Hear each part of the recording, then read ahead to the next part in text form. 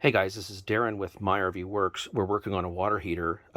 Customer states that it is not igniting on LP. Okay, so when we look inside this burn chamber, you can see right in there, that's a spider web. Okay, and I've already pushed it out this way, but if you look way down inside, I can't get the camera in there, but the rest of the spider web is in there. So just be advised, and here you see the spider web coming out. It's one of these little cottony kind of things.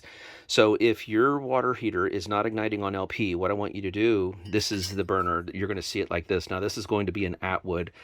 Um, the gas valve would be right in this area. I'm doing this all one-handed, but just get like a little can of office air or something like that. I'm going to get like a long skinny bottle brush to clean that out, and that'll fix it. Okay, so hopefully this will help you guys out. Okay, bye. Before you jump to our next video, check out our newest tech card for Atwood tank water heaters. Less guessing, less Googling, more getting it done. Scan the QR code or check the link in the description to learn more.